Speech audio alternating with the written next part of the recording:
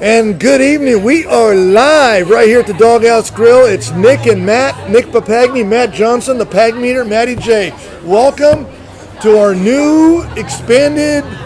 We took 2 years off. We're back. And Matt, welcome. I'm excited. Thank you. Welcome to our world of Mickey Mouse. This is as Mickey Mouse as it gets, but we're going to attempt to keep you educated on the world of local sports, little national scene, a little bit of talk around the world in politics and everything else. But most importantly, we will always pay tribute back to the great high schools and elementary schools and junior highs in this valley. And we're always on top because the Pagmeter knows more about local than anyone I've ever met. You know, when I really thought when we took that 2-year vacation, Matt, after you got us fired. Yeah. After he got us fired. Yeah. Apparently we'll he could not handle authority. Yeah. No, I'll tell you exactly what happened. But I think after the 2 years, people thought we would fizzle away. But I was getting hundreds and hundreds of emails, and I think the Pagmeter just continued to climb. I think everybody out there for loving Matt, Nick and Matt. Well, what I found was that really the majority of people never knew that we even left the Yeah, that's true. What does that mean? Everywhere we traveled together, where there's a great community of Fowler and all the great people down there. And they all looked at us like, "Hey, you guys are going. Hey, love the show last night." And I'm thinking, we haven't been on. We kept it quiet because I think that's a compliment to us. But you know what? It's a lasting impression. I really do want to thank our Valley viewers and our great players and parents and coaches, because we are part of it. And this is why we're back on. We believe in the product. No one, I think, does the homework like we do when it comes to sports. And it's really proven when you see some of the other shows around that you just can't hang what we do. And I think... Well, you just got a little glimpse of the ego that he possesses. The ego involved that no one does it better than... I'm not saying better, but we educate ourselves on local sports. That's our love. Is that wrong? What I do know, though, is I have a radio face. And when we used to do radio, I could play with my toes or scratch things that, you'll never see. I got to figure out what my hands are going to do out there, okay? So do I do this, Matt? Because you've got the more of the political look here. Is that good that you do it like you're running for office? What? These arms are like a statue. You haven't moved. I think the only thing I learned from television from my good friend Chris Terrence is try to sit on the back of your shirt, okay, so the collar doesn't start to wrinkle. Believe me, we'll have Fred Clark on, who's a legend in town, who knows more about CMAC and NYL Fred will be our guest. We've got tremendous all the time Pagmeter information specialists who we love, yes, and they'll help us out. We'll talk national, but right now, I want to get into a story because Tom Brady was the big story with this whole football thing, and I think it's the biggest non-story there is in the world. But I'm going to stick with it because I think the media jumped on it. It's not a big story, but you had a big story. Now let's talk about Matt Johnson. And I told him we were not going to have a show until you won the Valley. Congratulations, the Edison Tigers haven't won the Valley since '75. They won it this year, knocking off Liberty. Congratulations. Thank you. You had a little story, and let me set it up. During the playoffs, the CIF says you must use a Spalding football. If you don't use a Spalding football, you're in trouble. Okay, but all year long, they let you play with any football you want. So it would be like baseball game. I've got my Mizuno 850, and all of a sudden it's base playoff time. You can't use that Mizuno bat. Well, I love my bat. Well, you can't use it. Well, you had a little incident with the Spalding football. Well, it does. It correlates directly to what you're talking with Tom Brady. That's how I know at least part of what you're saying about Tom Brady. I'm totally with. The football, it's a preference of what quarterbacks and receivers and running backs, what they feel. And for whatever reason, not to disparage Spalding, but the balls that they supplied us with were not that good. They're not good. No. Compared to the Wilson and some of the other footballs, the Nike ball that the kids play with all summer long. So we went ahead and played the other brand most of the years. Most all the high schools did. But when playoffs arrive, we are required by our CIF to play the Spalding ball, and they supply you with a couple balls before the season starts. They supply you with the playoff set of balls.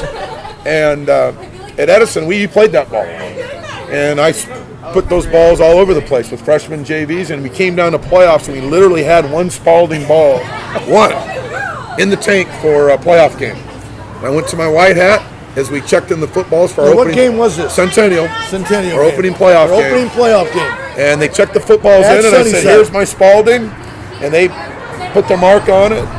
And where's your other one? I said, it's the only one I have. I got one ball to play, and it's the one I have to play because it's Spalding. And the white hat said, no. To speed up play, we need two balls. I said, I'm going to tell you right now, I have one. And I've got some other footballs in my bag, but I have one Spalding. The white hat said, no problem. Don't worry. No. I know the rule. My athletic directors made it very clear to me. Jim Critzel's office has put the mandate, Spalding football only, so I'm only playing one ball. And the referee said, look, I'm in charge. You're going to play that ball and another ball. Give it to me. I'm going to sign off. You're okay, coach. No problem.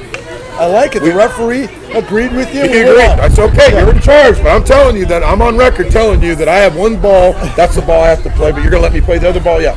During the game, what didn't go so well for Centennial High School, and apparently they started complaining that we were using the wrong football instead of the prescribed football. And I think they saw a picture of Hunter Swearingen back. No picture. This is live during the game. Oh. And the official came to my sideline and said, Coach, make sure your ball boy rotates the Spalding ball in more because the coach over there is complaining that you're playing the wrong football. So we made it clear to our ball boy, make sure that ball's in. I still didn't think anything of it because I had the blessing from who? The white hat. Game finishes. Go back home. We won the game. We're preparing for our next opponent, Clovis High School. I get called into the office on Monday to visit with my athletic director. Didn't I tell you to play? Yes, we played the Spalding. No, you all played the other ball too because I said, who complained? Well, Centennial turned us in on that one. And make a long story short, I told them I had a written statement from the head official that they told me to play that football along with the Spalding ball. And what did I get out of that deal? Well, when nothing probably happened, right? What? Well, they threatened to basically tell us that we were not going to be able to keep our number one seed. They were going to put us on the road. Come on. Yeah. No way. And at that point, I was already. You lost it. I lost it. Yeah. The letter came in from the White Hat explaining that I did indeed tell them that I have to play Spalding ball. That is the rule, but we allowed him to play both footballs. But at the end of the deal, I thought, okay, that's okay. That'll be enough. It wasn't. They took away our gate. We made no money on the football game. Took away the gate? Well, you guys probably make, what, $100,000 a year in your Edison Tiger fundraiser program? You have nothing, and they took away your gate for the playoffs. Are you kidding me? Not only did they take away the gate, they said they have a hard time believing that a man of Coach Johnson's wherewithal could not afford to buy more footballs prescribed for the playoffs. So wait, you're trying to tell me I the called White Johnny Hat... Cochran, but I found out my attorney is no longer alive. Wait a minute. But I wanted to call somebody. The White Hat official agreed you were good. They signed off. Didn't the CIF look at that? I'm sure they did. And still they took away your gate money. A playoff money that you rely on as a fundraiser to make some money later because you're in the playoffs. Later in the show, we'll have Coach Arax, and I know the great fundraising he does. But the end game in today's world of high school sports and football is to get the one seed so you get all those home games so you can make money. And they took it away. They took our money away. This is one of, the Pagmeter has some stories at the end of the year. We're going to talk about We were that group that, hey, note to you other coaches out there, we got caught playing the wrong football. This is it's bad. To me, you want to talk about stories. McFarland, cross country, going to D1 cross country. They have McFarland email me, and I don't know how many students you have at the school, but they're playing D1 cross country. This right now matches this McFarland story of taking money away from the Edison program after the Whitehead said it was a good. Yeah, that's a true story. I didn't embellish or anything. That's a true story. I just did what they told me that they could do. I should have known better. I don't now. It's all history. I should tell you, though, that McFarland USA is one of the great sports movies I've ever seen, by the way. I thought Kevin Costner, I thought that was one of the great sports movies of all time. What has been accomplished in that town of McFarland with that cross-country group is short of a miracle, what he's done. Well, speaking of movies, what the program has done, those young guys have done. Speaking of movies, do we need another Jurassic Park? I mean, is it the same thing where I take my family to a park Let me, Giant dinosaur. No, let's get this. I would have learned. Hey, Gary, what? let's get this straight. Wait, We had a problem before. I'm moving. okay. You throw out the first one. They open it up. What a great idea. What a great concept. Dinosaurs at a park. But things went horribly wrong. Many people died. Yeah. Park went out of business, I'm guessing, right? No, we're going to build another one. Well, guess what happened? They got loose again. Murdered, rampaged, killed people, right? The lions got out. The T-Rex was gone. Yeah. But you know what? We're going to do it again. I want to know which bank keeps funding this disaster opportunity of a lifetime. And now it's been 4 shows, 4 movies, and apparently by the trailer I can tell the dinosaurs got out and began to kill again. No way. How's that even possible? Did they become friends with us? Maybe this one. How's that even possible? The only be- thing worse than that is, let me get this straight. The apes took over the world. No guns, no ammunition, just apes took over the entire city of San Francisco. We can't blow one bomb right there in Alcatraz when they took that over. So yeah. But that'll be one of the biggest movies of the summer, I bet. That and the fact that I refuse to see San Andreas. I live in California. There's a potential of an earthquake to happen any second. Let me go watch my future unroll right in front of me. Not what I want to see. No. Not what I want to see. No, I mean, we talk movie. This is what Nick and Matt do. We can even talk the drought if you want to talk the drought. I got an idea for the drought. Okay, what? Great idea. How about this concept? Forget the train. The bullet train concept it's dead. Take that money and don't tell me it's already been earmarked. Overrule it. President, come on and overrule. We're taking that money. We're going to stick a pipe in the middle of Texas, and we're going to take all that excess water that's going right out to the ocean and feed that water into California in the western region. How hard would that really be? You know, Gianna, my daughter, is moving to Boston. They had 108 inches of snow, record-breaking snow, and they're going to throw that water in the ocean. So, I don't know. I think we need to do something to the dam. But some of us, by the way, our sprinklers are obviously not on a timer. Because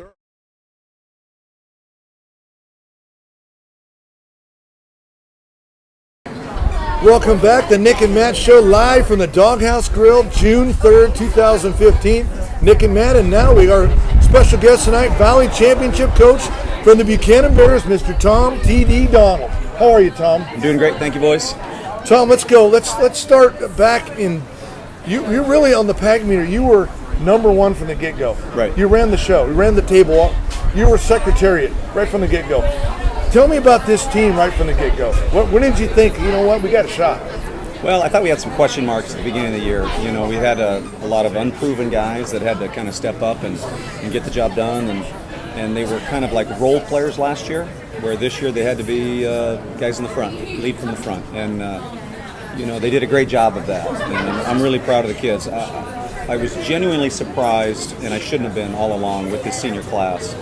They were a very cohesive group from day one, very inclusive with the underclassmen, and really enjoyable. You know, when you talk about guys like, you know, Connor Loprich and Zach Ashford and Chandler Bingston and DJ Martinez and Ross Dobbs. I mean, you just go Michael Beltran, Levi Zoski, you just go down the line. You start with quality kids and you go from there. And I couldn't be more happy with their effort all year, and did a great job. as a coach, when I interview, and you know, you're our first guest on our inaugural open year here, I'm looking more for the angle on the philosophy and the system and the style that you helped bring to the program. Right. When it talks philosophy at Buchanan Baseball, the building block of what you're all about, what is your core philosophy in your program? Well, I tell you, we have a motto that we live by, you know, and the kids all know it, parents know it, our baseball community knows it. It's program, team, self. And so when we make decisions about anything involving the program, whether it's a kid or, you know, whatever it might be, what is going to benefit the program first, the team, and then the individual. You are last in that scenario. And so if we need you, for instance, you've been a shortstop your entire life, well, we need you to go play second base, or we need you to go play the outfield, then you're going to have to do that because that's what the program needs you to do, that's what the team needs you to do, and then you need to buy into, you know, this daily thing, this daily mantra that we talk about of being unselfish. You know, I think it's really difficult in this day and age. You know, I mean, we're such a it's a different age than when you and I were in high school and things, and so everything is so much faster now. The gratification, it needs to be immediate. Where that we have to change that culture, and so I think we've developed a culture within our program where kids understand there's an expectation, of being a good teammate, on and off the field and all those things. And there's just a lot. When you talk about a philosophy of a program, there's a lot to it, but we start there with program team self. So, Tom, when did you start coaching? When was your first year at Buchanan? 2000? 1999. I got the head job. I actually was the head JV coach for a year, and I came over from Clovis West. I thought I was going to be a Golden Eagle for a long time, and I had a job there, and I coached a couple years baseball there, JV baseball, and then a history job opened up, and over at Buchanan, and I was able to get that job, and after assisting for a few years, and I eventually got the head job, and kind of have gone from there. That's you were pretty successful from the get-go. You got into the Valley Championships a few, 2000. 2000. Clovis kept beating you. Then you hired that little batting practice coach. 2001, 2, and 3, actually. Yeah, 2, 3. 2005. Right. He came to me and says, "Nick, you want to be my PA announcer?" That's really how the Pagmeter started. That's true. Was this guy right here. So I got to be the PA announcer, and he goes, "Hey, can you throw BP?" He made me go in the cage every day, throw BP. And this is the Verse Valley Championship ring, 2005, and the ring now, compared to what he has now, it's like this much bigger. And we'll put that on Climber. How much bigger are they 10 years later? Well, yours, Matt, yours is huge. They just keep getting bigger and bigger. Well, I want to hear this because the evolution of ring size has been something that I know we've all been a part of. We're getting bigger and gaudier, I guess, in our society. So, I actually let the kids pick the ring and let them design it. And there's a size you can go to, and they went to the big size. And I mean, it's their ring, it's their deal. You got to let them do it. It's weird about this Pagmeter thing is I still get that one year when I would say that home run, 329 feet, 9 inches. And the people were on the opposing team were going, "How come we can't afford a Pagmeter? Where do we get one at?" I'm on the road. So it was a pretty funny thing. Look at Tom is just a celebrity. People are coming over and saying, "This is what you do, TD." This is it. Now, sharing athletes. Yeah, sorry. Well, no. This is how we roll right here. We had a guy go down tonight with a heart attack. Take 2. That's what happens. Yeah. Oh my gosh. I'll tell you, if Your wife really loves Steph Curry could have Gianna, his baby daughter on it, we can have guests come in like that too. Right. Sharing athletes, Coach. Yeah.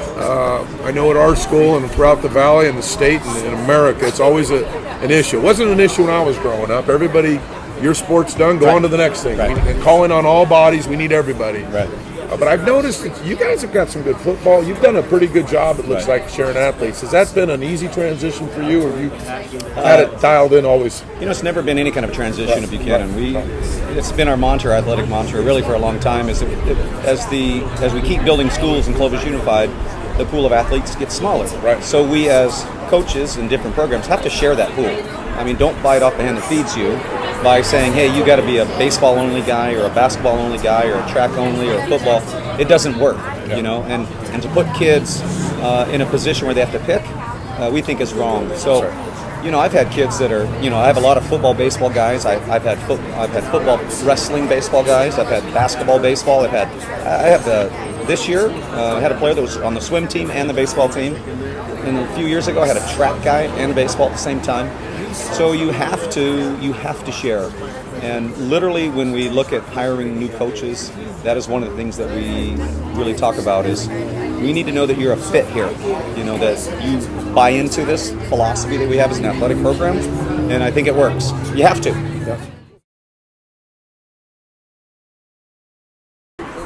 Tom, let me ask you, the Valley Championship all-in-one stadium now. Last year, to me, I didn't like it because there's so many people and they clear out the stadium for each game, and I think as a true baseball fan, I don't like it, but I can see why they have to do it when it only holds 2,500 people, and you got Clovis playing Buchanan from Clovis, you got to drive 45 minutes. What are your thoughts? I mean, I like the one stadium effect. Right. I don't know if I like the Rawhide, but I like, overall I love Rawhide, the stadium, but it's just too small maybe. Well, I think there's 2 sides to this story. One, the single venue concept, patterned after basketball. I mean, I get that. I think that was a huge success. People really liked it, and we're trying it in baseball. And I think that it's a two-edged sword. You work so hard all year to get that higher playoff seed, so you're at home. It'd be really nice, like in the old days, to have that game still at home.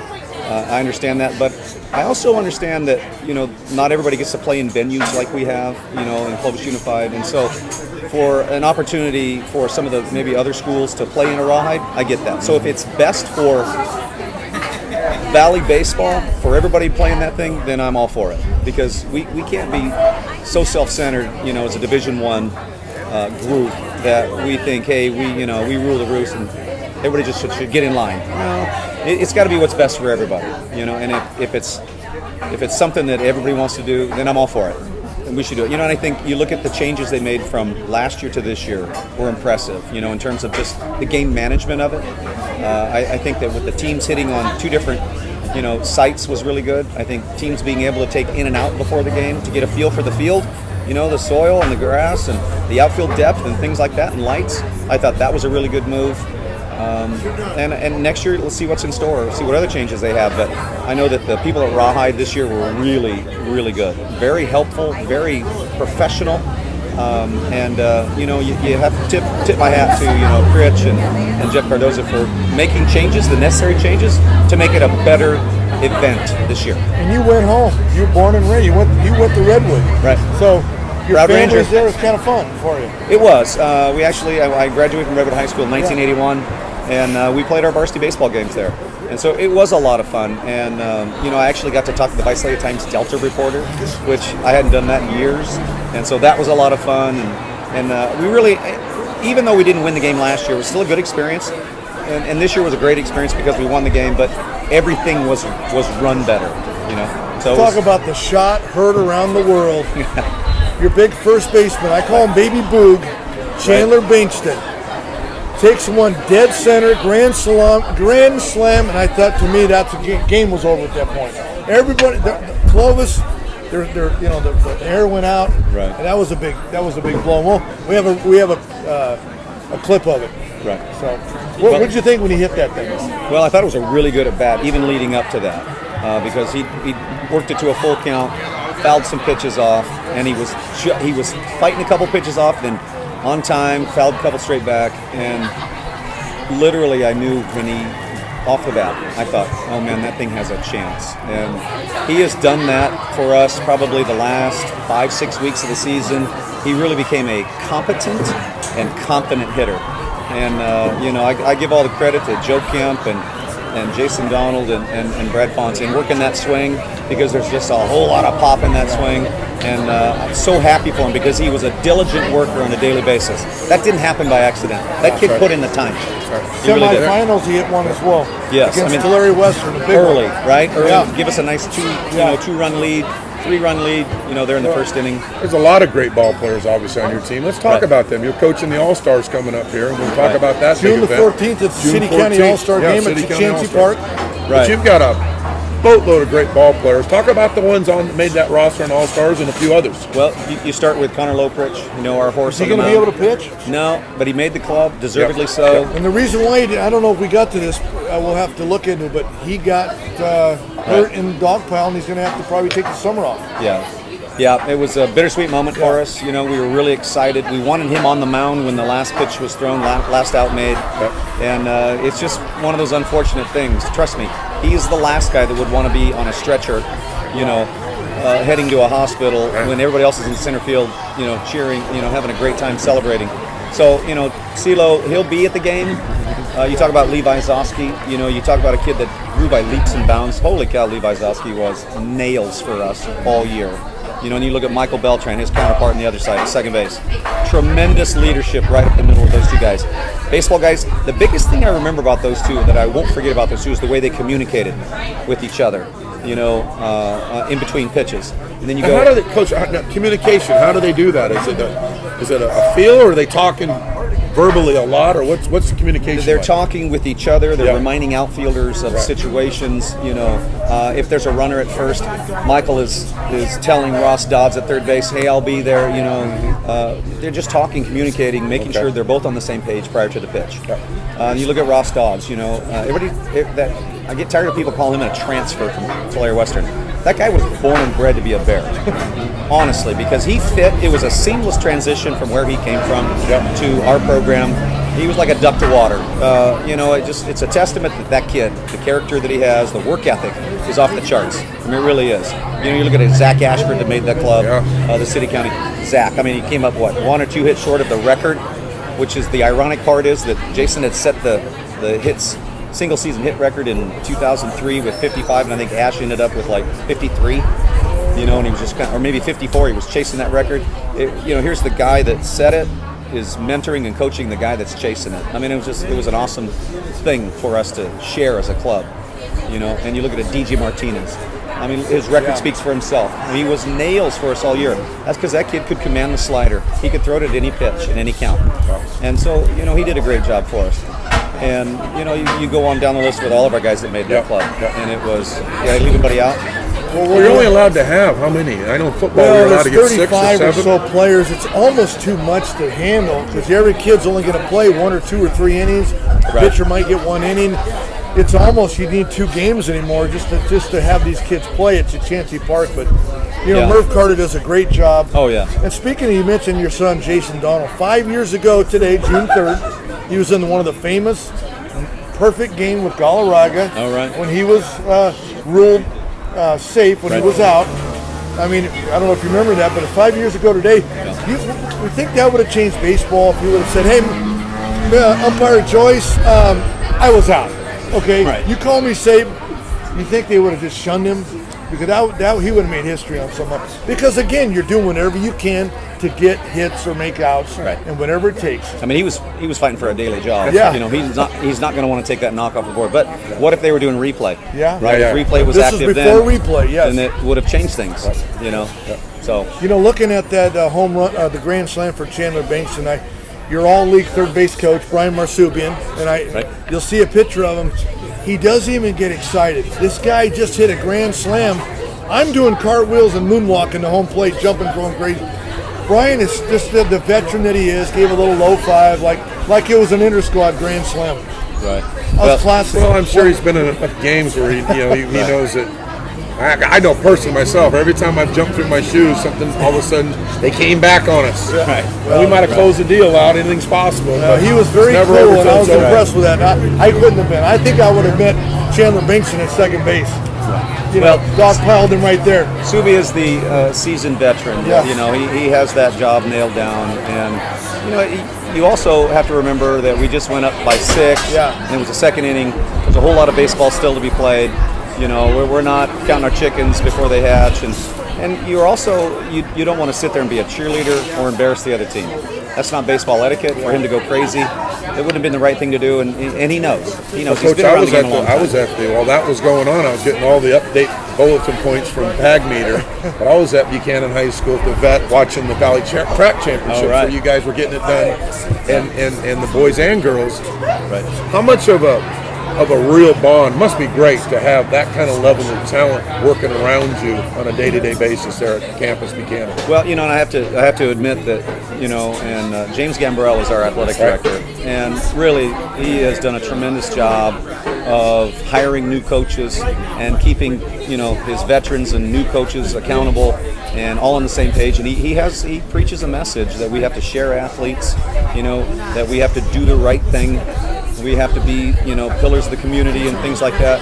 And we have to remember it all boils down to kids. I mean, really what it boils down to.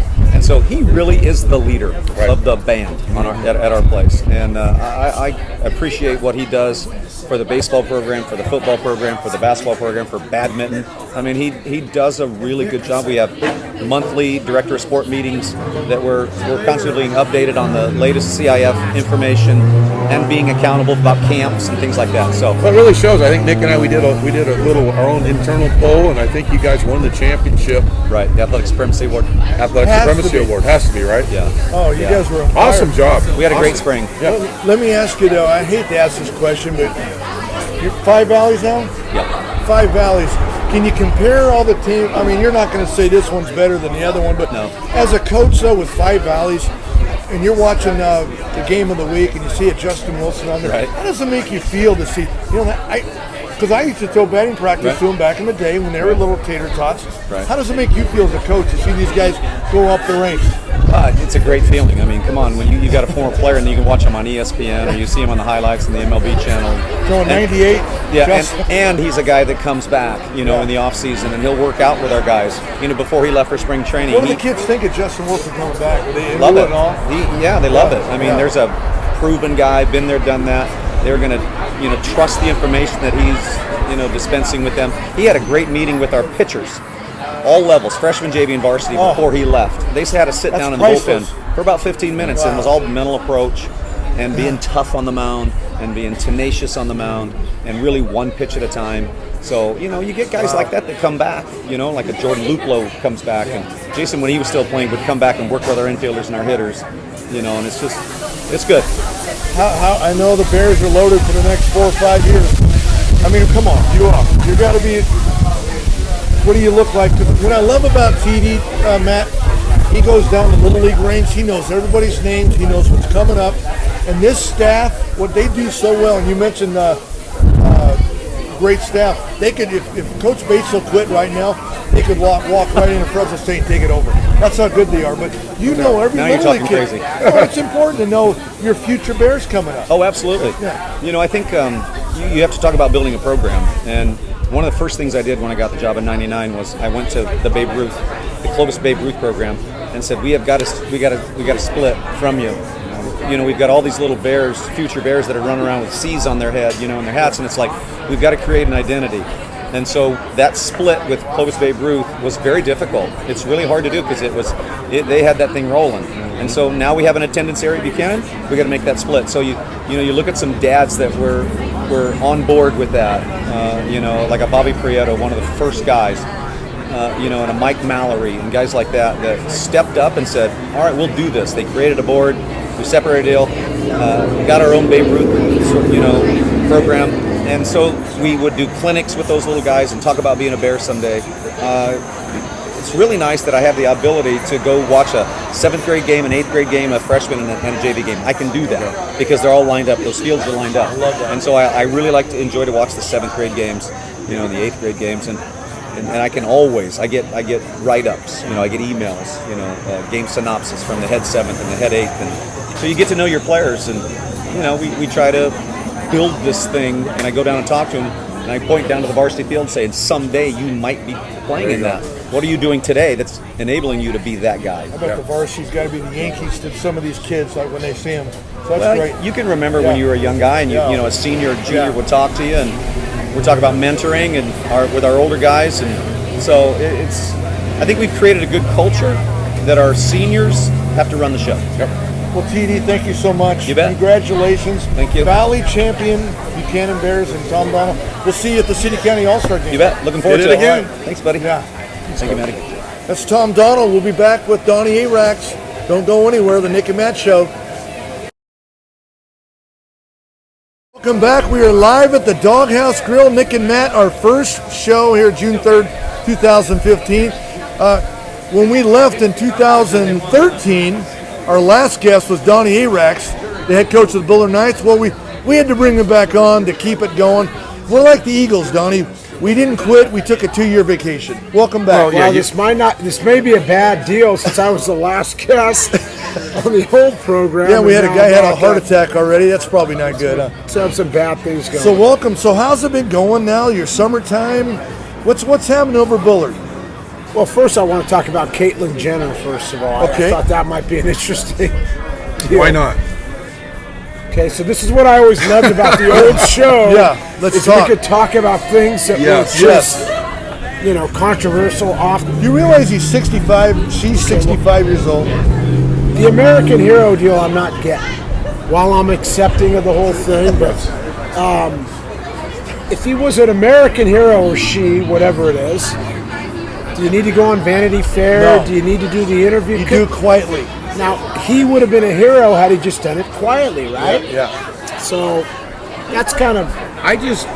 Good point. I always wondered, however, the therapeutic nature of announcing to everyone, because that was all we hear from him, was that how he lived with this lie his whole life. Does the Vanity Fair thing rip that Band-Aid off to where now it's fully out there now, so does he feel that much better? That, to me, if I had to defend the Vanity Fair and all the publicity and all that, I would think it probably makes him feel a little bit healthier inside, that rather than still kind of sneaking around, now everybody knows. The whole world knows. But don't you think Vanity Fair is loving it? 'Cause it's got to be the biggest Well, they're going to sell a few edition copies, ever. that's for sure. I mean, But he's 65 years old, and I like the one quote from his ex-wife. They were married 24 years. She had no idea about it. Don't you think that your wife would know everything about Donnie Erax? Would you hide that for 24 years? Well, a few years ago, apparently, once again, going back to my daughter and my wife, who actually enjoy watching the Kardashians, and every now and then I'll be sitting I on think the couch. you like it too. No, I don't. Yeah, you do. Well, there's parts of it I like. Who's your favorite? I like Scott Disick, There we go.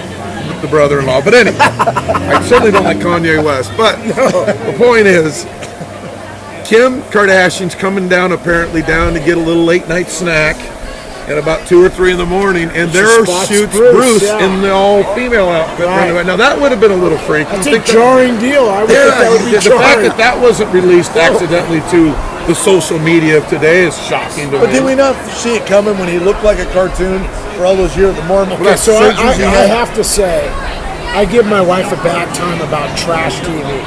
Okay? But you're hooked now, aren't you? No, here's the deal. Hear me out. Whenever I walk in and that show's on, I just get incensed. Number one, they're half Armenian and it's embarrassing to my people. It's like, come on. It's embarrassing. Okay, that's first thing. Second thing is, our son may be in the background. I don't want him to see this garbage, okay? But I will say this. I've been fascinated by the Bruce Jenner thing for about a year. Yeah. I don't know why. When I told a buddy of mine about 3 months ago, he's going to become a woman. He said, no, I want a dinner. And we bet over this. I said, he's going to become a woman. No, you're wrong. You've got it wrong. So I want a dinner. Well, let me ask you guys, though. Do they cut Flipper and the twins off? Is that all? No, Flipper and the twins are staying because They're staying. He's still apparently attracted to women. Yes. So because Flipper and the twins That's off, you're not strange. attracted? Is that how it works? That's the part that I don't understand that's making it tough for a lot of us. Is All you that doctors out there, email the Pagmeter and we can talk about it I next could show. the transsexual thing I can understand a little bit more if he had the full surgery. I'm having trouble with No, I could really understand the idea, the concept behind not losing Flipper and the twins, because that's a little traumatic. Yeah, I'm. By the okay. way, 65 years and say bye-bye. That's to get back on sports, Bruce Jenner was the MVP of his high school football team, San Jose. his high San school Jose. basketball team, Yep. and his high school track team. Yep. Stud. Clearly, he was, and will always remain as one of the great athletes of all time. And Caitlyn was the one who started the whole Title IX deal, I think. Now, can She he was a Caitlyn. enter in the? And Caitlin's rather attractive. They photoshopped the Vanity Well, Fair can- shots. He looks like a Hollywood star. Well, can Caitlin Or enter she. in the women decathlon now? Is he eligible for that? Well, in the senior edition, maybe. No, I don't think know. you have to. You're the track No, guy. you got to make the full switch. You got to make the full switch. Dr. Renee Richards, Renee as we already- Richards, she made the that's full right. switch. And- and she and was- By the way, our high school football coach, you were, I think, gone by then. When a kid didn't hit hard, Coach Justice would say, remember. Did you "Son, know- you're hitting, or you're hitting like Renee Richards." Did you know you're going to be the next Renee Richards? As the guy was throwing up. By the way, we are so politically incorrect right now. well, we're not on the radio But anymore. the deal is, we're this fine. has been my battle these Yeah. last Yeah. 5 years. It's like a passion of mine is, I'm a Democrat. Everybody thinks I'm this conservative right-wing Republican. I'm a Democrat, right? But we become so politically correct in our society that talking straight is out the door. I wish I could say it in Armenian, but there's an Armenian saying where they say, "Let's sit crooked and talk straight." No one talks straight about anything anymore. Everything is couching how the reaction's going to be, and we don't have any dialogue anymore because political correctness controls Donnie, everything. this is the reason why Matt and I aren't on the radio. We talk straight. We got We fired. were more hot fudge Sunday. He was fired. They wanted more vanilla. We're not vanilla. And I think this is, but thanks to that, the Pagmeter has grown because of that. Right. And I think being vanilla doesn't get you anywhere. Well, here's the deal. You gotta speak your mind. And we don't want to, you guys had some kids on the old show, but we don't really want to see interviews with a 6-year-old kid who can't put 2 sentences. I love my football players. And But some they get of them, nervous. Like I have a kid right now, our center, Connor Vicky Pitts. He's going to be able to write his ticket. He's going to go to an Ivy League school or the Naval Academy or whatever. But as an interview, he's probably not going to be a great interview. Could you do a great interview when you were 16, 17 years old? Probably not, right? No. But so But that's what I loved about your shows. I really thank you for that because I appreciate what you're saying because back in that prior life that we had there, it was hard to get the young student athlete to really climb out of that shell. Number one, speak up, speak into the microphone, enunciate, but then carry on a casual conversation like we're very difficult, and that did not make for good radio. No. So with this format here, and I want to get Coach's opinion on this, in this format, I always felt like, and it might have got us in trouble, if you're going to spend the kind of money that's being spent to carry Fresno State athletics on the big station in town, shouldn't you be allowed to bash the program if it needs to be bashed, or do you have to always walk the straight line and mind your P's and Q's? If I'm paying you, let's say Bullard head football coach, money to run my camp, shouldn't I at least be able to say, can you do this drill or that drill, Don, while you're running the camp?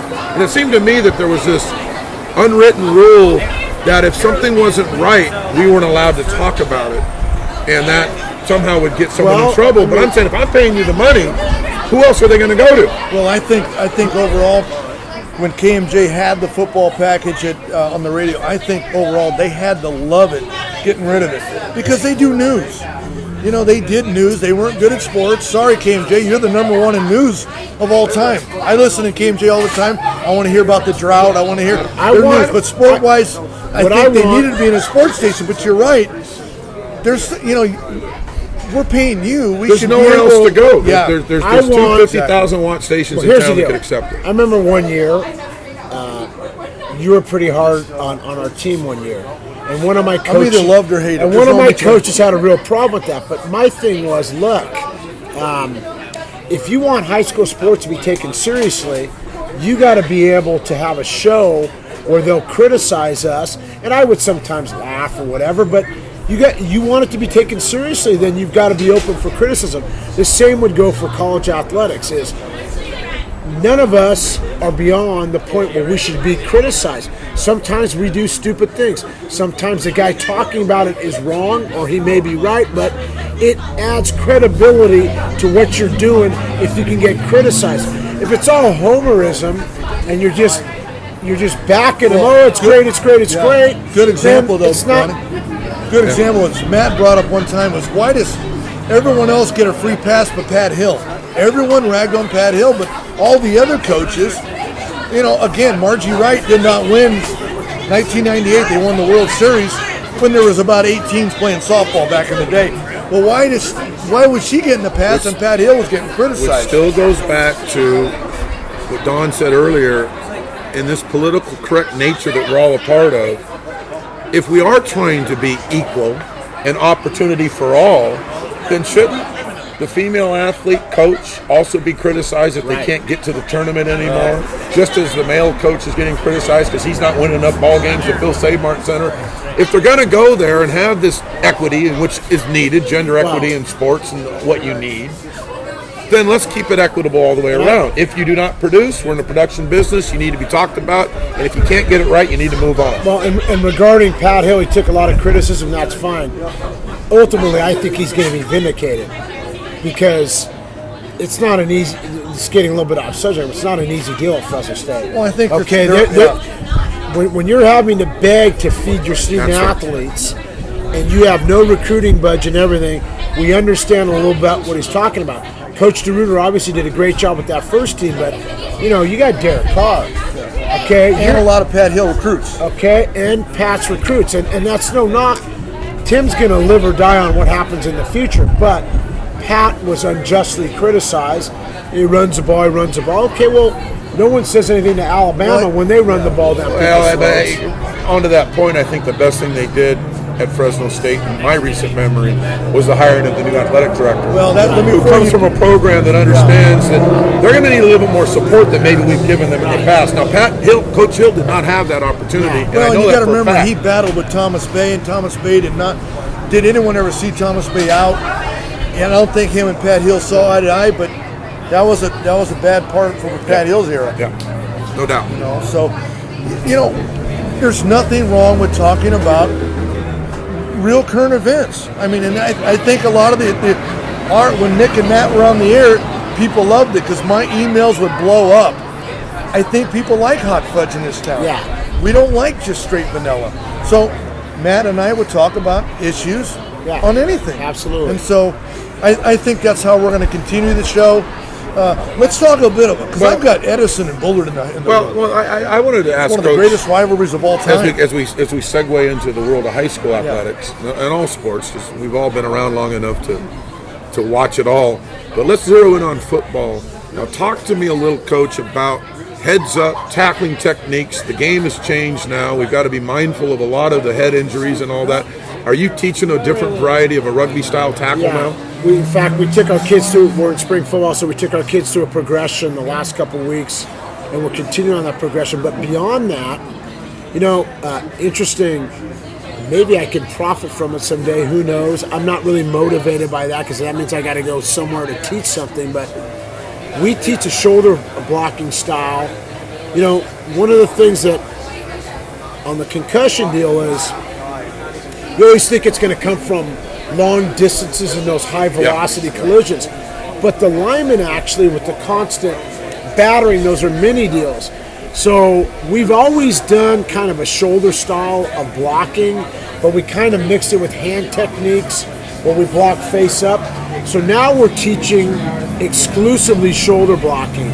And it kind of works in with the offense we're running. So where's the head when you're doing that? So the head is fit to the side. So you don't get head-to-head contact, and it's something that I think that that people are going to have to look at because those mini continual battering of the heads has an impact. And we've done a lot of great things in high school football with the rules that's going to save our kids. We can only hit twice a week, 90 minutes of stretch. That's official. That's a good thing. But Matt, the rugby-style tackling, which is good because that's a really solid way of teaching tackling. Yeah, you're teaching wrap and stop the collision and bounce off part of it. I like it a lot, and I think that's a good fit. Now, one last thing on that area of safety. What has been the perception from the mothers and the fathers of the young kids we have coming up? I see at my school, there's a lot of parents now a little more apprehensive to even allow you to play football. Are you getting a little kickback from that? I'm starting to feel that we're not into that group yet. Our numbers are still real high. For instance, our numbers on our varsity are like 55, which is actually very high for us. Last year was high as well, but I think it will start to have an impact. It's going to be some of these rule changes we make, and it's us dialoguing with parents. But parents, parents are scared to let their kids. It's funny, my son, we have this conversation at least twice a week when I'm taking my kid to school. So my kid goes to Malik Elementary School, the same elementary school I went to, same classroom I was in. The Mustangs. And so when we drive, he says to me at least twice a week, Dad, when am I going to be allowed to walk to school? And it's like, I finally said to him, how many times do we have this discussion? But never. The point is, we have parents that are worried about letting their kid walk to school, or climb a tree or do whatever. We've gotten way too over the top, over officious, whatever it is, on this stuff. And The other day, really sad deal. I don't know if you guys read this in the media. A 15-year-old kid died playing baseball. He was pitching. And a softball He player. was staying at his grandparents' house, for the summer. I guess wherever this district was, they ended early. He gets a line drive back to the head. He dies. Well, okay. I know this when I researched it, that soccer, particularly girls soccer, has slightly less concussions than boys youth football. We have baseball, which that thing's hard, man. Coaching Little League this year. He says it every time you go to a baseball game. My kid was in that player pitch for the first year. I was like, oh my God. How about softball? They call it softball. If you That get hit with ball's a softball, hard. yeah. It's not So- a softball. And a Matt big baseball. and Nick, here's the other thing. What's the most dangerous thing you can do to your kids is put them in a car when they're 16 and let them drive. Yeah. I mean, okay, so am I going to let my kid play football if he wants to play? Absolutely. But our modern coaches also understand that some of the stuff we did in the old days isn't going to fly. And the Okie drills, Yeah. man, we did them every Monday for years. Yeah. We did it one time last year. It's just, we can't do it.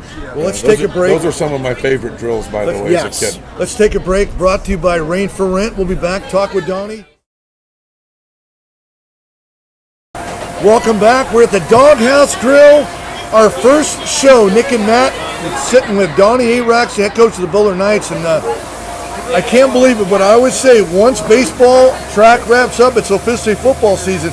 Before we're talking, but how do you get, because you got baseball going on, all these kids want to play summer ball, and you got basketball, and I know Matt battles that.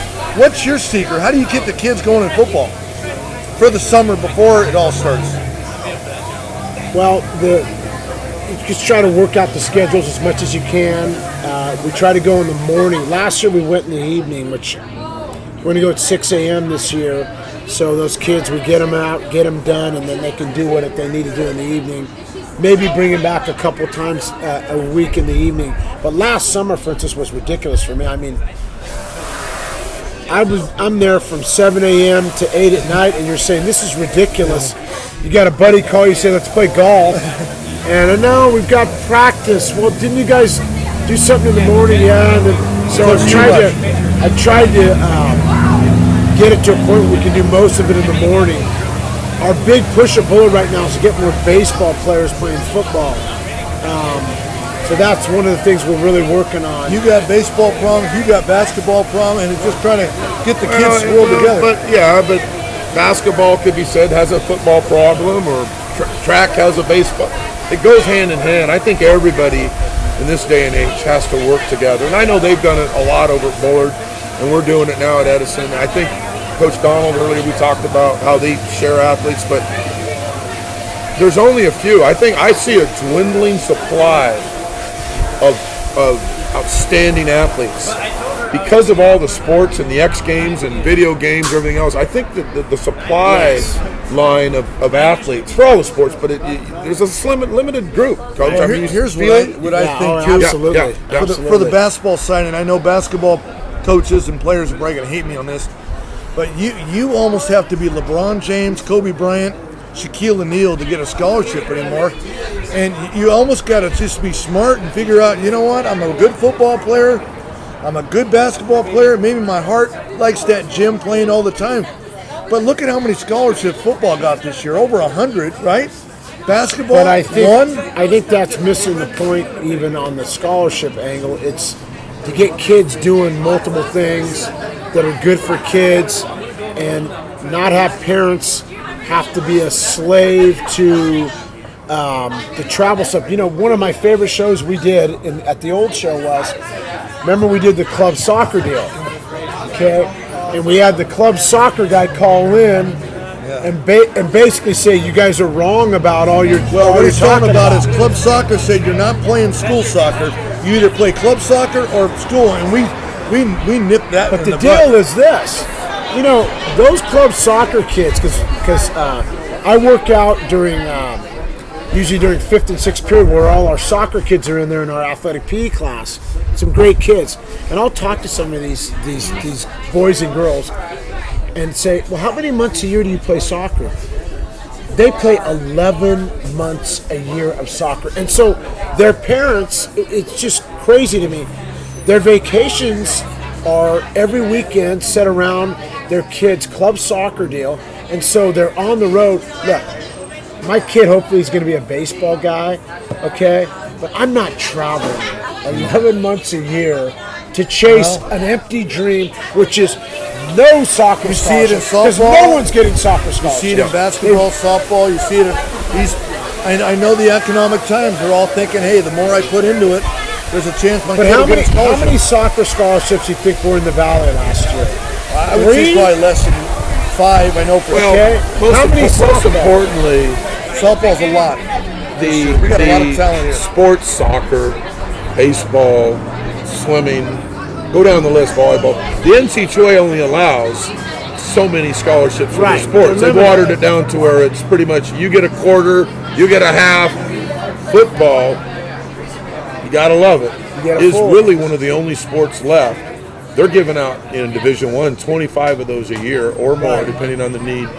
And they don't say, hey, Bobby, you get an eighth, and I'm going to give him those guys are giving out full scholarships, $250,000, $400,000, $300,000 deals. And you're seeing at the end of the year, too, I don't even argue, and I'd like to get Coach Arak's opinion on this. I don't even argue the point anymore about the scholarship stuff, or football can. I argue the point, I want my guys to get in the other sports because I know where they are. Right. Yeah. I worked you and pushed you around for whatever 6 months of football or whatever it takes, and I'm kind of tired of having to go through the routine with you anymore. Now I'm going to put you in the hands of another coach to let him give you his side of his workouts. And here's the other point. Think about this.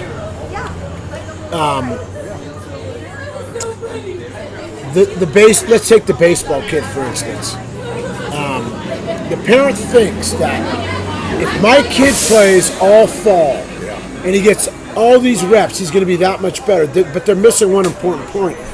It comes down to mental toughness and a little bit of physical toughness. And so that kid, by playing basketball or football, might be benefiting from that. Yeah. Okay, his swing is good. That's great. But he's tough. We have a kid. Do you remember Newman, our inside linebacker? Yes. You guys remember Newman? Yep. He's got his younger brother, Yep. okay? And the Newmans are tough people, okay? I just love these kids. Got another Newman. Yeah, another Newman, inside linebacker and a running back like his brother. But so we did for the first time this year, we had the freshmen, and we said, you know what? And we took a cue from Bakersfield High School. The freshmen all got to come to zero period. And then the varsity keep lifting through first, but the freshmen can go shower, but they got to be there through first. So I tell Newman, hey, Newman, when baseball games start, you can take it down to 3 days a week. Nah, Newman keeps coming 5 days a week. Well, Newman turns around, and guess who the MVP of the freshman baseball team was? Newman. Mm-hmm. Now, it's not necessarily because Newman went to that weightlifting. I'm not saying that. But Newman's tough. He's tough mentally. He's tough physically. By the way, Newman put on about 12 pounds. Newman's going to be that much better on an inside fastball. He's going to be able to drive it. These puny little baseball players, these guys that can't do anything, what does a college baseball player look like now? He looks like a linebacker. I talked, and it's funny that you said that. I went to some graduation parties last week, and a lot of them, some lift and some don't. Some are, after their senior year, they went to play freshman year in college, and they said it was an eye-opener. We had no idea we had to lift weights like this. They're lifting weights like you're lifting weights for high school as a freshman in college. Well, some of these high school kids, I'm asking, well, we had a lot of injuries this year. Well, do you guys lift weights? No, we don't really. We lift weights in the off season. What does that do?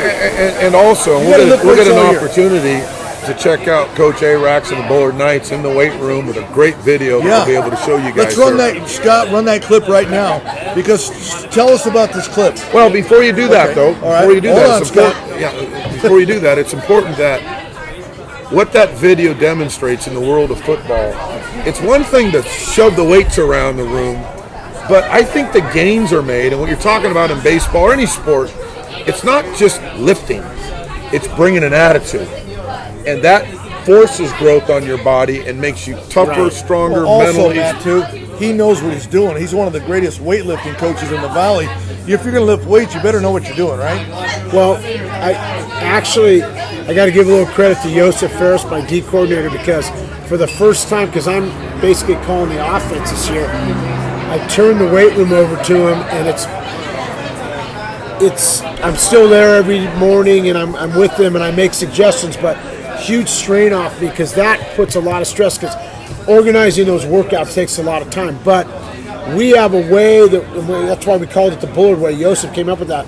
We have a way of lifting that we've done, and well, let's it run that varies clip right now. it varies from year to year. This year's team is particularly good at it.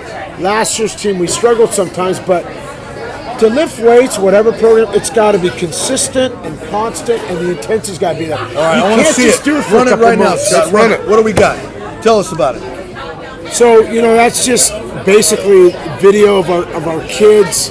I don't remember if we were in a high intensity workout or it's one of our basic workouts. It's pretty intense to me. But I don't know what you guys do every day, but that's intense. But the kids were going after pretty good, and it was the start of our lifting deal, and we've had a pretty good off season with it. And then the other part of it is the vigilance of staying on top of the kids. That's the toughest part, because there's days I want to just go have a cup of coffee and not have to deal with it, but you got to get on this kid, and what's happening right now is the kids are getting on each other, so you want the kids holding each other accountable. That's the most important thing. So, well, we were talking with Tom Donald about knowing maybe this class coming up is going to be pretty good. Well, the Pagmeter is going to have you in the top 5 to start the year. Have you seen this class coming up saying, you know what, we're going to be good in 2015. We got some potential. When do you see this class coming? I think I saw it last year. I didn't know before. Unlike the 2019, where I kind of knew when they were freshmen they were going to be good. What I saw was is we had a pretty rigorous schedule. We played a great Edison team, and they made some mistakes in the first half. But we were tied at halftime, and we had a lot of young guys. I thought, okay, we're competing. I thought we did a very poor job of coaching our team last year, particularly offensively. So most of that was on the coaches. But we went down to Grant and played a state caliber team, and we were in the game, winning in the third quarter. And every game went down to the end. So when you're starting a bunch of young guys, and then you have a sophomore quarterback who's really talented, and then you start looking at the pieces. You got Charles Williams. What's he weighing now from last year? Charles is about 180, and probably was 160 or 165 last year. Unbelievable. And he's in the state in the 200. In the 200. You start thinking, okay, we can be pretty good, and then you mix that with, because you never really know till we start in January. Okay, what do we really have? But I like their approach in the weight room, and I like how they're together and they held each other accountable. Now, I could be wrong. I don't know. I mean, look, what I keep reminding them is, you're going to play Grant, you're going to play Sanger, you're going to play Edison. You can feel great about yourself, but you better be on your games, because you could lose all those games. We'll see. I feel pretty good right now, but I mean, it's all just talk right now. And we don't have the Fresno State camp. So you don't have your shirt on, but the biggest rivalry by far in the Valley is the Bullard and Edison. Is there anything better than that? Building up to that game? You know what I'm excited? Okay, is that a Chancey this year? Yeah. What I'm excited about is Chancey's back in the what picture. I'm excited about, even though some of the fans don't like it, we're going to try to make it more fan friendly, but they can't turn fans away. That 1 year was ridiculous 2 years ago, okay? Oh, yeah. There's 2,000 people waiting outside the stadium. They shut it and down. the police officer says, there's going to be a That riot. was at Because we've had many riots over the years. Yeah. Remember those great riots, Bullard Edison? Yeah. There's been no riot that I know of, okay? We've become a little too, as you said, over-officious. Yeah, Over-officious on that on that kind of stuff. But I will say this without any hesitation. It's always been there, Edison, Bullard, but because of great leadership from our athletic department, Pat Riddlespringer, and their athletic Brandon Gilbert, with Brandon Gilbert and the coaches and the administration, we've built it into this crosstown classic thing, the trophy. It's like a USC Chalet, It really is. or a Duke, North Carolina basketball deal. And that's the way it should be. Well, I like it in week 10 as well. You played in week 5 a couple years ago. Yeah, Horrible. it's our last regular season game. And as you've mentioned many times, we're so equal as far as who's won more. The other's very right on. Yeah, it's almost 29-29. Yeah, they have us by one game, but it's so it's we'll find that it's out. a guarantee, must-see, must-watch event, and that's what we build it as. And Coach and I got together on it, and like I said, his administration, our administration. It is something to be very proud of, and it's something I think what's important more than anything else is that the young student athlete will always remember. You know what also is striking about it is the kids' respect after the game is unbelievable. Yeah. When those kids shake hands after the game, there's never a concern that someone's going to throw a punch or the kids really respect each other. And that, to me, that's the greatest thing of that game is those Bullard kids and those Edison kids respecting each other because, we both have really great programs and and I must say, the coaches here, we don't get an opportunity to talk very often, but we represent Fresno Unified School District. And so whether it's us, or whether it's them, or it's Roosevelt, or Fresno High, or Sunnyside, McLean, whoever it is, I know for myself, I'm always pulling for those guys, whether it's a basketball championship, soccer, whatever. And so I don't like Bullard, and he doesn't like Edison, and that's what goes on those Friday nights. But I certainly respect them. I respect what they've done. I know we've had this conversation. He respects what we do, and that's what makes it for a healthy rivals. You don't have to be soulmates and all that good stuff, but you better respect that opponent because I know how he prepares, and you've got to step up and be challenged. That was a young football team he had, and we messed around for a half of football and had those guys really had them feeling like they're going to have an opportunity to knock us off. And I think the only chance we had was that we had to remember that look at what we're playing here. It's Bullard Edison. How do you want to be remembered? You got to dig deep in those games, and that's what I love about it more than anything else. So, and every team's different. I don't know how your team was last year or how it's going to be this year. It's high school football. But Kids I'm talking about that halftime talk where we got to go in there and get these guys fired up. We had a horrible first half. Everyone has a bad first half. It's the second. What do? Do you do anything different every time, or it just comes from the heart? Or you already prepared yourself? I drew up a great play for the second half that did absolutely nothing for the Edison game. I thought this is going to score a touchdown.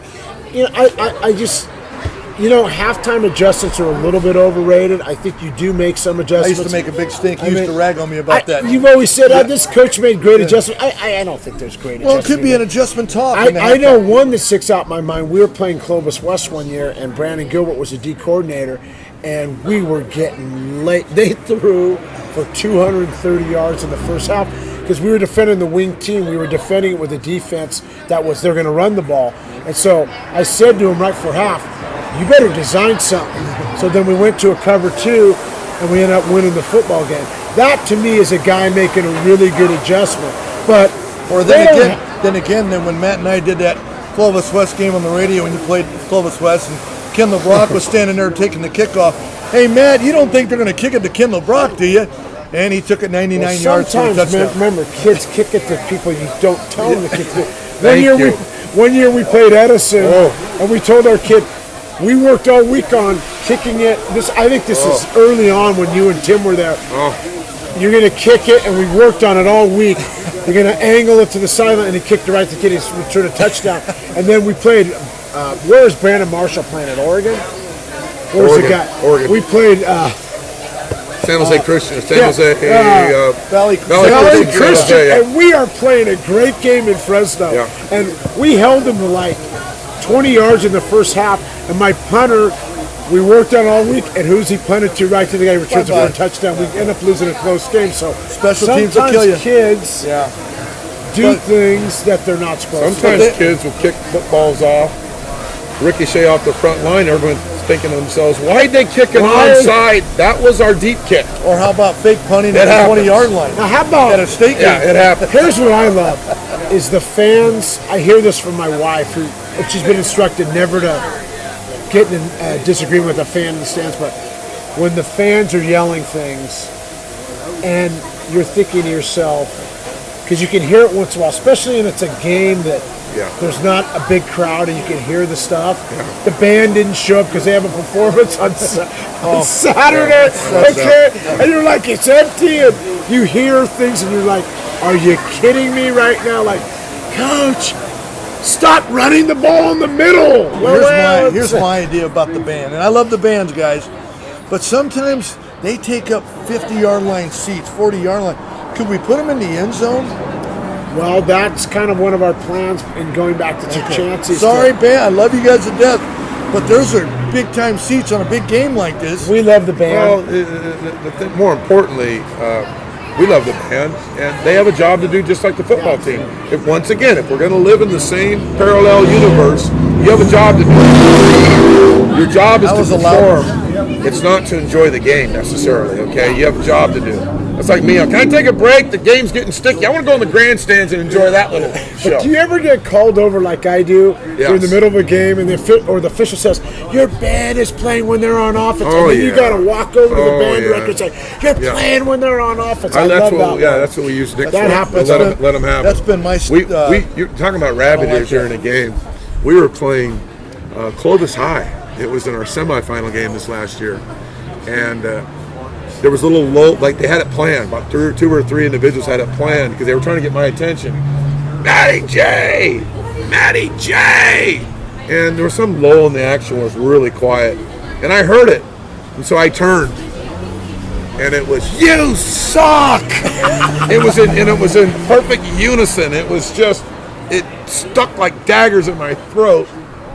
And when we got our game go-ahead touchdown, Coach, I ran to that audience, and that crowd was loving me now, except for those two or three individuals who got a little bit to see a little bit of my action. So you might want to teach young coaches. Here's the deal. Yeah. So on the same vein, you can't miss it sometimes. I sometimes, when the game is over, I look to the right and to the left because I'm never sure that someone might not remember. We had the coach Kenny in town who got shot by that one parent. I'm looking a little more than I used to. Yeah. That someone's going to come over and give me an overhand right. You never know, and I know you've had a couple issues where parents come to you after the game. It's like in the middle of the game. Look at parents their emotions nowadays are so tied into what their kids are doing. Whoever watched a practice when we were a kid? Any parents that bring the lawn chairs and watch a practice? There was no emails, there was no cell phones back then. You couldn't get a hold of coaches. That's right. We're in a different era here. So I'm a little bit more, sometimes, the late nights in my office on Sunday nights, I'm at home now because you never know, some guy may come in and coach and I don't know, we're in a wacky That's always good to talk about. Well, we're in a strange era here. Yeah. I'm the exact opposite. I'm always pretty much just do it. Please put me out of my misery. I'll be a martyr. My wife will love me more. She'll love me more. That may not be a bad way. I'll be legendary. Does your wife know you coach? She doesn't even know I coach. She's wondering where I've been this whole time. Let's take a break. We gotta go. We're with Donnie A-Rex. We're gonna take a break live at the Doghouse Grill. Our first show back on. Nick and Matt will be back.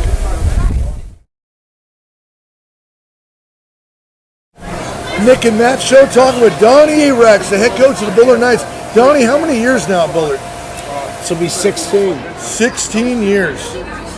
I was young when I came in, and now I'm... You're one of the old guys now. Let me ask you guys, because I got a list on, if you go to the Pagmeter website, on the latest news, I think there's up to 15 coaches who have left this year, and it seems like every year, 10 to 15 jobs open. I've never seen anything like it, and I know Coach Bertucci of Bakersfield Christian left because the parents said we don't like how he's running things. They got rid of him. Myron Epps at Central now left basketball because the administration stepping in. David Steele, don't even get me started with Kingsburg and that whole school board getting rid of David Steele, what he did at Kingsburg. But do you see, the high school coaches, you guys are coaching college hours for, you're not getting that college money. I'd like to hear, ahead, because I have an opinion. Yeah, no, my opinion is that I'm cut right down the middle. There's 50% of me that always feels like, you know what, we do this for the kids, we do this for the young student athlete, and we shouldn't be open to any criticism, quite frankly, unless you do some stupid, heinous crime or you're acting like an idiot. So that part of it, I'm always in it for the young guys. But then there's another 50% of me that says, you know what, we are, at least in our program, and I know at Bullard, we are a pretty big show. And people pay money to come, and they fill the crowds up, and they expect a certain level of football or play. And if we're not delivering, we are entertainers to a certain extent. So there's a part of me that sees that. I just think that the school districts and the people in charge, for the most part, they have to protect us a little bit better from some of this stuff. You're talking about Steele down in Kingsburg. I know Coach Epps. I don't know the full details on it. But it seems to me that they've turned it, some of these administrations have turned it into a little bit more bigger, a little bigger than it maybe should be. Well, let me give you a quick list so everyone out there will understand. Kerman, of course, J.D. Burnett went back to Yosemite.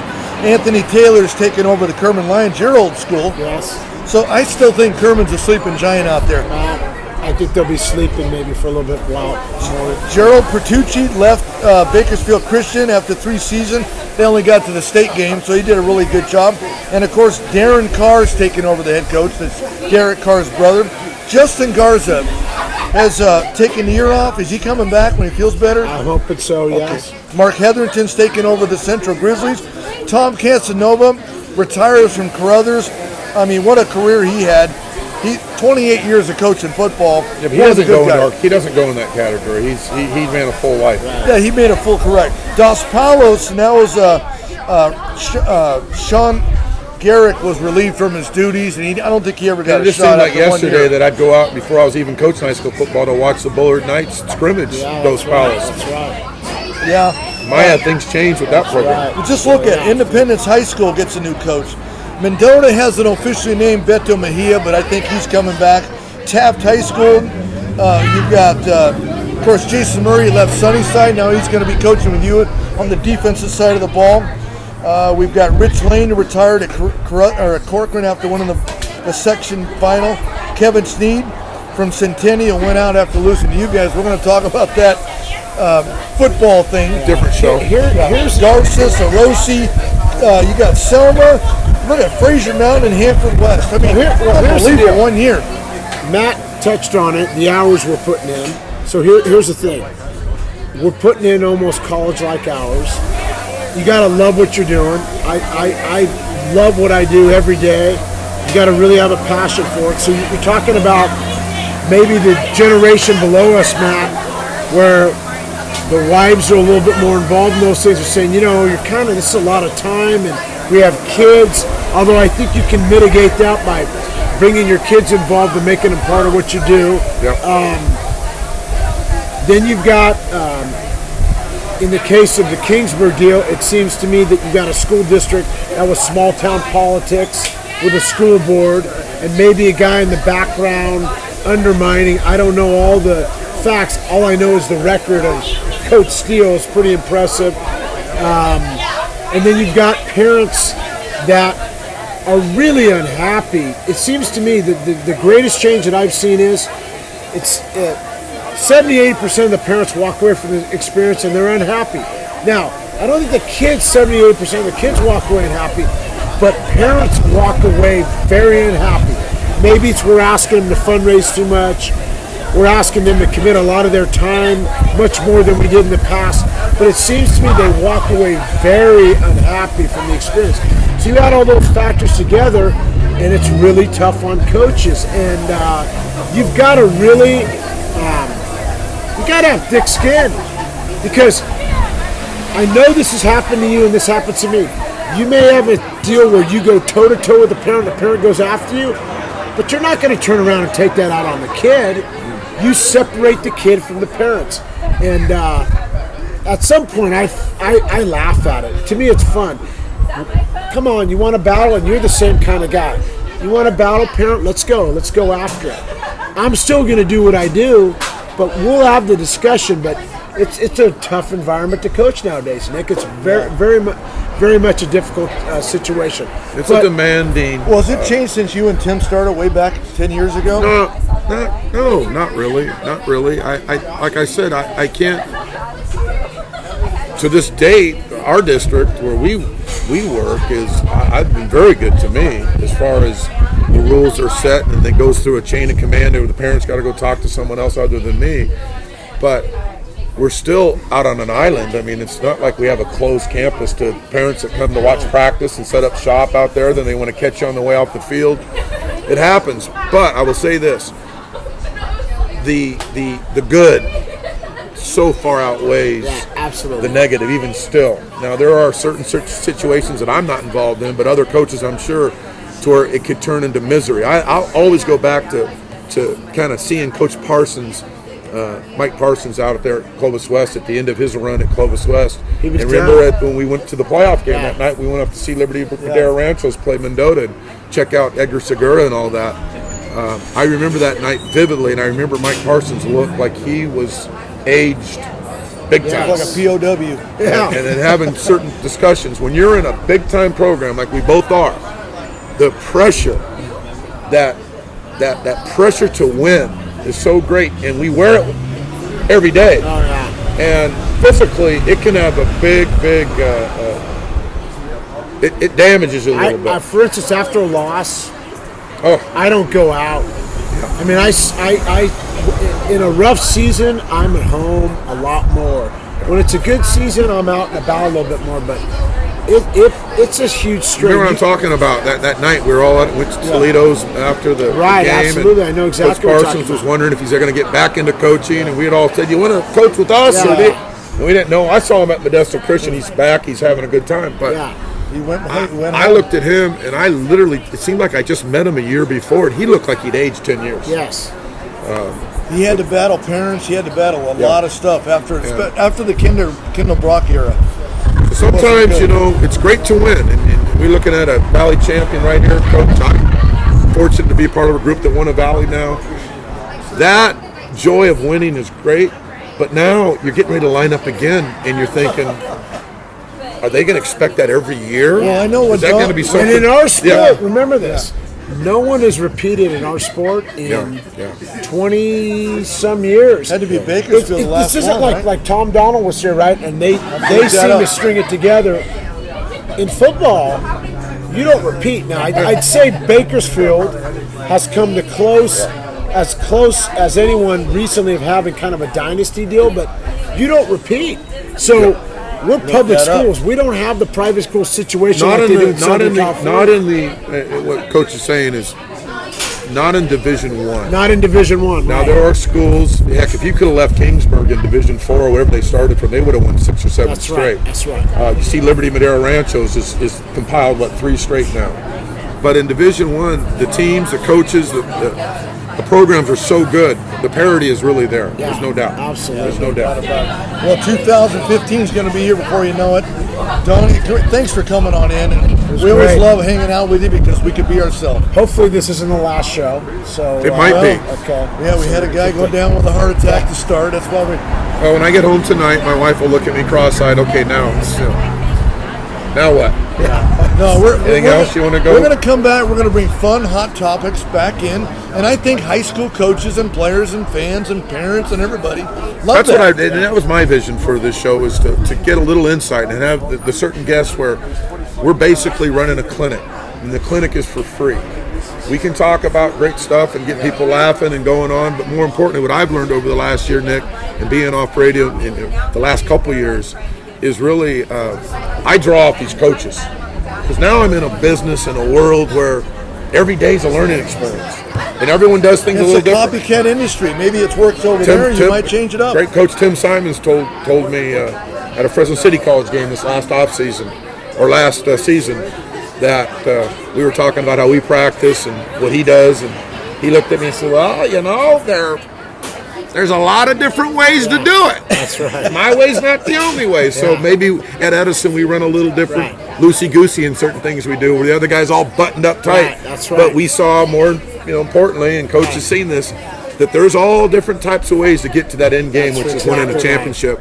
And I draw strength from all these great coaches. So I appreciate you, man. Thanks for coming on. Donnie, pleasure. Right, thank you, guys. We'll see you soon. Donnie Arex, we'll be back right after this. So I want to thank Rain for Rent tonight is the sponsor of our first show, the irrigation specialist. You can even call the Pagmeter at 559-907-8379. We'll be back live at the Doghouse Grill.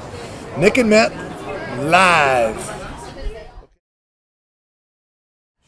Thanks again for joining us here on the first live podcast show. We're excited. We'll be back with more, and we're trying to get the kinks out. I want to thank Scott Trujillo, great producer. Thank back you, behind Scott. the camera. He's got it going on. Yeah. He's like Hey. Stacy's mom. He's got it going on. How about this? Get in the game.